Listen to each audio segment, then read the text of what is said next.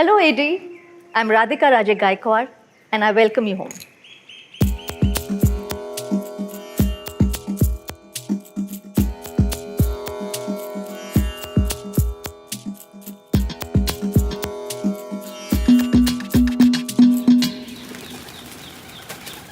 The palace was started in 1879 and completed in 1890. Took 11 years in the making.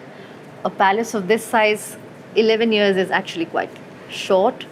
The stone was sourced locally, is Dhangadra sandstone, but a lot of the other elements came in from different parts of the country and also the world.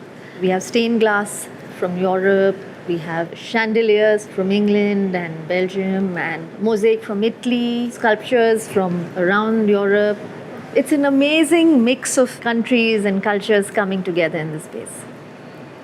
I've lived in Lakshmi Vilas Palace for 23 years now. And even though the home is over 135 years old, it's always been a home. We have these informal spaces within this very, very ornate and sometimes overwhelming spaces. We are able to carve our little pockets of quietude and family time. I'm flooded by memories of my children playing here with the dogs, me having a cup of coffee with my husband here on winter mornings. When I first came married, and I remember in this very courtyard, I would sit down here on these stairs and music will trickle down from the window of my father-in-law's music studio. And I would just sit here and listen to that. So, all these spaces become home the more you live in them and more memories you accumulate. They no more remain just walls and carvings.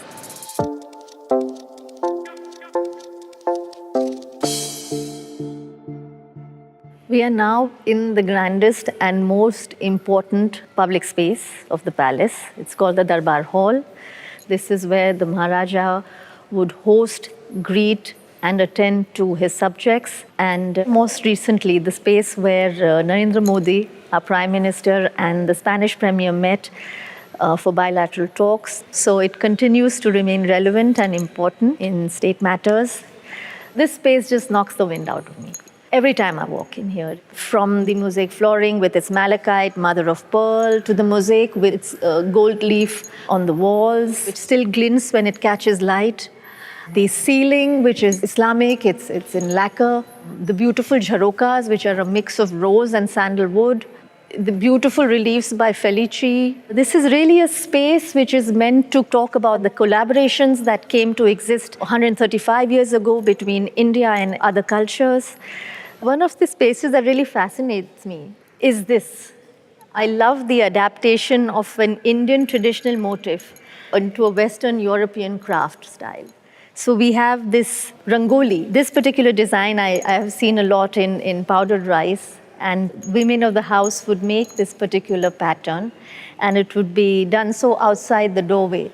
This is very, very special that, something as traditional and intimate as a rangoli is adapted in a mosaic form, done by Italian craftspeople.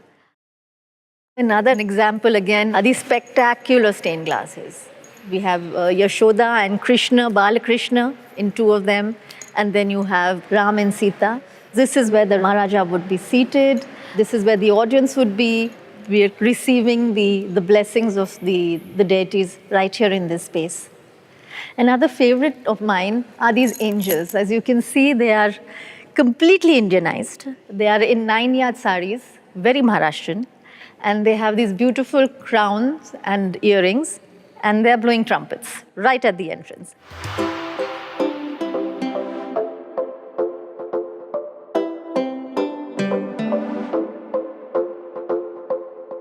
We are now in the most sacred part of the palace. This is the coronation room where the Maharaja is coronated.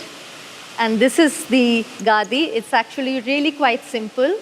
The Maharaja is seated on this throne only once in his life. So right behind the Gadi, we have the Sita Bhumi Pravesh, which is the departing of Sita from Ram when she is being surrendered and retreating into the earth and saying her final goodbye to the family.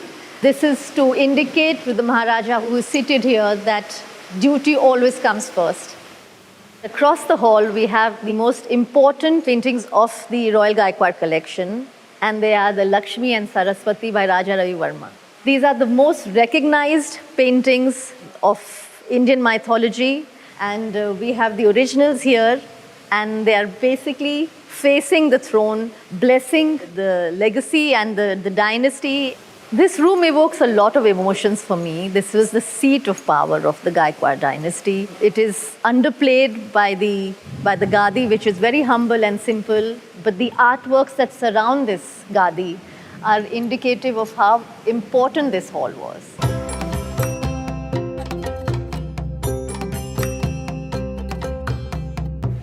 So we are in one of our private courtyards. This is a space that most of our rooms overlook. And this is one of our quieter private spaces. This particular fountain is one of my favorites. I love the tiles here. We have documentation that Royal Doulton had actually designed a fountain for this space. A day at Lakshmi Vilas Palace actually is quite usual and unusual. It has the regular chores and chaos of waking up in the morning, getting kids ready for school, grabbing a cup of coffee.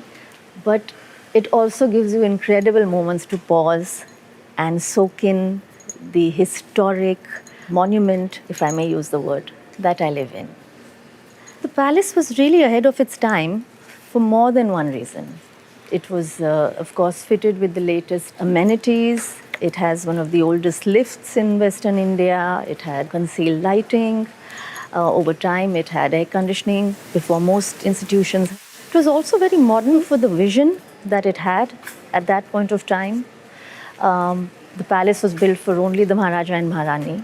And yet you see that there is an equal positioning of both. There is no defined cloistered space for the women of the house. So parda was not followed here, which is quite unusual for its times. And even today, after 23 years of living in this house, it's still so much to discover in this home. And I recently discovered some carvings of monkeys and scorpions, snakes. They're only in a particular area. I'd been walking past them all these years, but never noticed.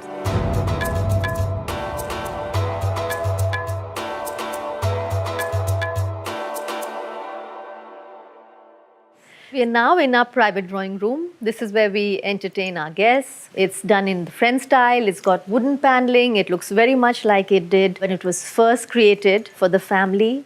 We've got a little bit of personal touch with the cushions. We've got beautiful artworks from around the world. My favorite being these chiseled shells from Italy.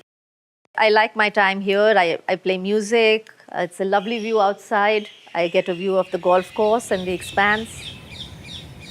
And of course, the beauty inside. My girls are here with the dogs ever so often on the carpet. It's really a space where we chill and relax. I think this is a space where we've kind of all tried to contribute a little bit of ourselves. I've never been able to, bring in a souvenir, say a tribal mask from Africa and plant it on the walls here. It would be travesty. It's very hard to strike that balance between maintaining traditional buildings in a Puritan way, as well as bringing in modernity. The palace has such a strong personality, and it should be able to take you back those 135 years for someone who steps in. But at the same time, we have to also be able to provide the basic comforts to ourselves and our family. So interestingly, this palace was made only for two people, for the Maharaja and Maharani. So we didn't have that many guest rooms. And as the family's grown, we did require them. So we've converted a boiler room into a guest room, and it's now one of our coziest rooms.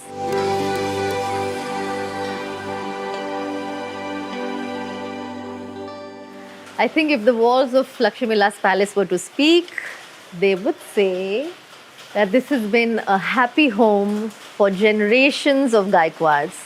Lakshmi Vilas will always be home for us, but as time flies, we also realize that we all need to adapt with the changes that the palace requires.